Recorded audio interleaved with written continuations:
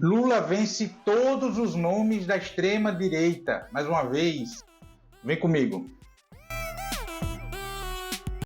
Antes de seguir, gostaria de pedir seu like nesse vídeo e sua inscrição nesse canal.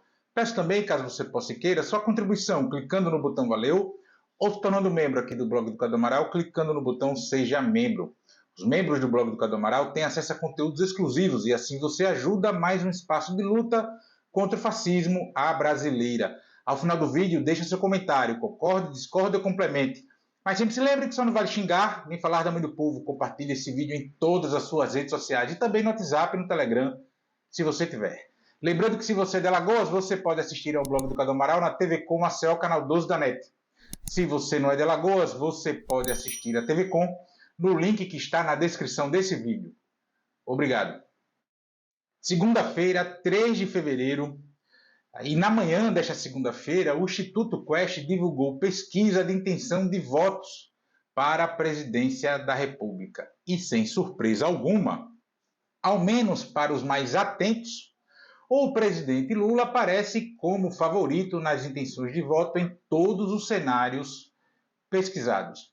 Lula venceria todos os seus adversários e mostrou uma consolidação do eleitorado nos cenários de primeiro turno, de eleitorado no geral. Nesses cenários, os de primeiro turno, Lula aparece em média com 30% das intenções de voto.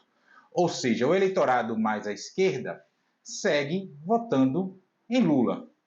Via de regra, temos entre 25% e 30% de eleitores mais à esquerda e 25% e 30% de eleitores mais à direita. Estes têm seus votos mais consolidados, assim como as avaliações que fazem dos governos da vez. Outro dado importante a ser levado em consideração numa eleição presidencial e em disputas para o poder executivo no geral, exceto naquelas cidades pequenininhas e tal, aquelas menores, é a avaliação do presidente, no caso, e seu governo. A Quest divulgou em dezembro pesquisa na qual mostra a desaprovação acima da aprovação do governo Lula pela primeira vez neste terceiro mandato. Mas tudo dentro da margem de erro, ou seja, na prática, um empate. Tal qual as pesquisas anteriores, quando mostravam que se tinha uma avaliação positiva acima da negativa, também estavam dentro da margem de erro. Então o que temos, na verdade, é um cenário de consolidação de voto, de eleitorado. Mas a eleição presidencial, como eu falei, é a junção de avaliação do governo e, no caso do presidente, com as opções de voto, ou seja, as alternativas que o eleitorado tem para dar seu voto. Fala-se, eu vi antes de gravar esse vídeo, algumas avaliações, que esses números se dão por falta de unidade da extrema-direita. Quando unificar o nome, a coisa muda. Mas mesmo na escolha desse nome único, isso não significa dizer que os eleitores de cada nome em separado votarão no nome escolhido pelo campo, só por ser do campo. Por exemplo, quem vota em Tarcísio de Freitas no primeiro turno não necessariamente votaria em Ronaldo Caiado. Isso, se ambos forem candidatos, e não serão, os dois não serão ao mesmo tempo, não significa dizer que o eleitor de um vota necessariamente no segundo, e vice-versa, isso vale entre quaisquer nomes colocados. Nos cenários de segundo turno, o Lula vence todos os nomes com boa vantagem, apesar de essa vantagem estar menor que na pesquisa Quest de intenção de votos anterior. E isso é um retrato, gente, desse momento que pegou a pesquisa de avaliação de governo, que alterou esses índices de aprovação, invertendo o índice de aprovação e reprovação mesmo dentro da margem de erro. Mas é sempre bom lembrarmos que em 2005, dezembro de 2005, o presidente Lula só tinha, segundo o Datafolha, 28% de aprovação. Estou falando do mês de dezembro anterior ao pleito eleitoral, ou seja, 7 meses do início do processo eleitoral de 2006. Lula também tinha, em dezembro daquele ano, de 2005, estava atrás de José Serra. Então, o nome do PSDB, que era o grande adversário do PT naquela altura, estava 9 pontos atrás de José Serra nas intenções de voto. O Lula venceu as eleições presidenciais de 2006 quase no primeiro turno, ficou quase nada do primeiro turno naquela eleição. Lula foi reeleito presidente da República em 2006. Então é bom a gente ter sempre isso em mente também. Gustavo Lima na frente, entre os nomes da extrema-direita, segundo essa pesquisa Quest divulgada nesta segunda-feira, 3 de fevereiro, se dá por ele ser o nome mais conhecido. Mas eu sinceramente não creio que ele será candidato. A política não vai deixar. Todas as denúncias de uso de recursos de prefeituras com seus shows milionários voltarão à tona, expondo inclusive esses prefeitos. Prefeitos que são cabos eleitorais de deputados e senadores, que são esses que acabam determinando o tabuleiro eleitoral das eleições gerais, só para ficar nesse exemplo de motivo pelo qual não creio que Gustavo Lima será candidato a presidente. Ele pode até ser candidato a senador, lá para o Goiás, ou qualquer outro estado desse que seja, mas presidente não será.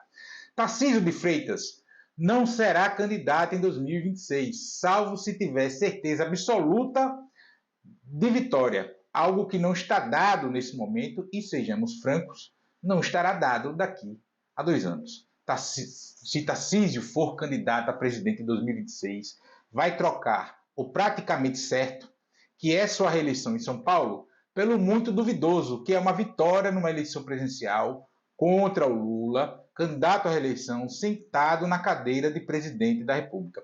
Inclusive, antes de eu gravar esse vídeo, saiu uma declaração do Kassab dizendo que o Tarcísio não deixará, Kassab dizendo que não deixará Tarcísio repetir o que fez João Dória, que abriu mão de sua reeleição para tentar ser candidato a presidente da República e nem candidato foi. Inclusive, a pesquisa da Quest, divulgada nesta segunda-feira, 3 de fevereiro, mostra o alto grau de desconhecimento dos demais nomes colocados. E isso é mais um empecilho para Tarcísio de Freitas. E superar esse desconhecimento é algo que um segundo mandato em São Paulo pode ajudá-lo a fazer. Ele, reeleito em São Paulo, ele vai viajar ao Brasil, dando palestra, falando, etc. A imprensa, inclusive, vai dar mais carga nele para a eleição de 2030. Ele tem mais tempo para trabalhar a fantasia de bolsonarista moderado. Então, tacitamente, é muito mais jogo. E para 2030, a esquerda não tem um nome pronto para 2030. E o Tarcísio, digamos assim, está quase pronto para 2030. Os demais governadores, entre os demais governadores, só o Ronaldo Caiado é que tem em 2026 o seu tudo ou nada. Seja pela idade, desse consórcio de governadores que fingem que não são da extrema-direita, ele é o mais velho, seja, inclusive, por fazer parte desse consórcio aí, desse campo político ao qual ele se situa neste momento. O Zema, de Minas Gerais, e o Ratinho Júnior, do Paraná, eles têm muito mais liberdade, eles podem ir para o Senado, disputar uma das 2 vagas que estarão em disputa em 2026 e, a partir do mandato de senador, ganhar corpo nacional e encampar o projeto Tarcísio, inclusive tendo um deles como vice do Tarcísio. Por que não? Essa pesquisa de agora, divulgada em 3 de fevereiro, no limite, gente, no limite, não vale muita coisa, não. Assim como a de avaliação divulgada em dezembro, salvo para mensurar o que tem afetado mais o eleitorado, buscando entender os impactos e quais fatos ocorridos no período anterior à coleta dos dados. Repito, só para a gente reforçar a memória dos desmemoriados, né? Em dezembro de 2005, poucos meses antes do início do processo eleitoral de 2006, Lula só tinha, de acordo com o Datafolha, 28% de aprovação. O nome do PSDB para a disputa eleitoral era o José Serra. E nesse mesmo período, o Serra tinha 9 pontos a mais que o Lula nas intenções de voto. Para relembrar de novo, Lula venceu em 2006, quase no primeiro turno. Então, gente, nem tanto ao céu, nem tanto à terra com as pesquisas de avaliação e de intenção de voto feitas agora.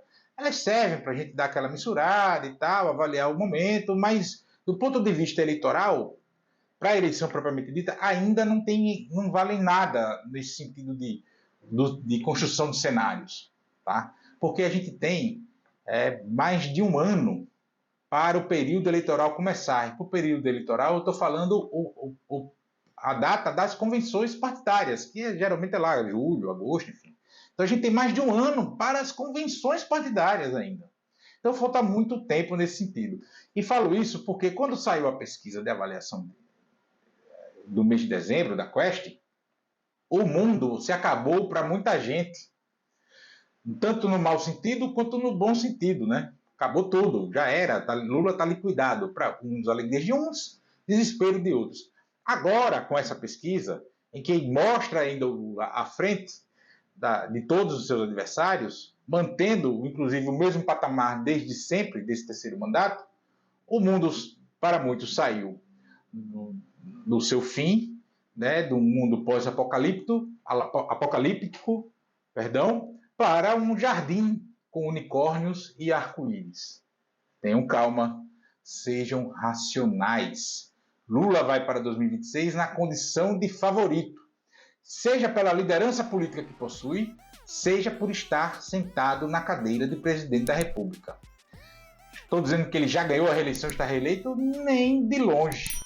Mas quem tem que correr atrás é a extrema-direita.